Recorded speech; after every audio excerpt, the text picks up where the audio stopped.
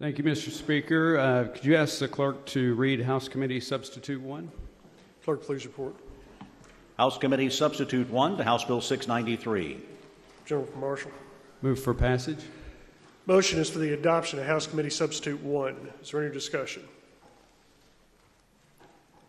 Seeing none, those in favor signify by voting aye. Those opposed, nay. House Committee Substitute 1 is adopted. Gentleman from Marshall. Thank you, Mr. Speaker. Ladies and gentlemen, House Bill 693, as amended by committee sub, is designed to help our Kentucky small businesses address the shortage of qualified commercial truck drivers we all know exists. The bill helps by enacting and following, but not exceeding, the federal regulations which went into effect February 7th of 2002. This is so we can better meet the need for Kentucky drivers seeking to obtain CDL licenses. On February 7th of this year, the ELDT, the Entry-Level Driving Training Program, went into effect under the Federal Motor Carrier Safety Act. And this was established in all states. It set training requirements and standards under 49 CFR sections 380.60 to 380.609. There's two parts to an ELDT, theory, which is the classroom part, and the behind-the-wheels portion. In our Commonwealth, we're fortunate to have great truck driving schools, CMV training centers, technical centers, and public education has school districts that do training as well.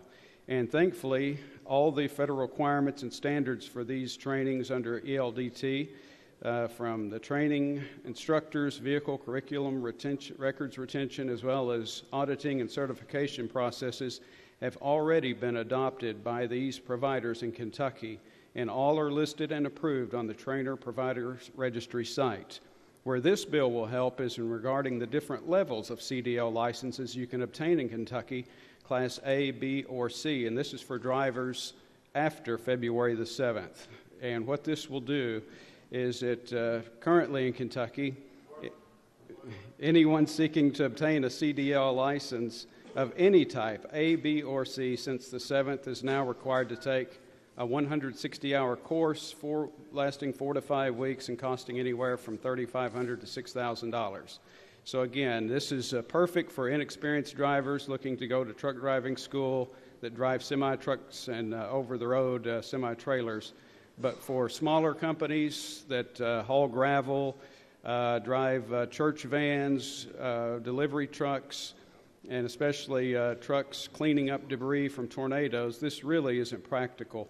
There's no need for them to take that much of a course for that type of driving. So what this would do is set in place the new ELD regulations, but not exceed them by Kentucky.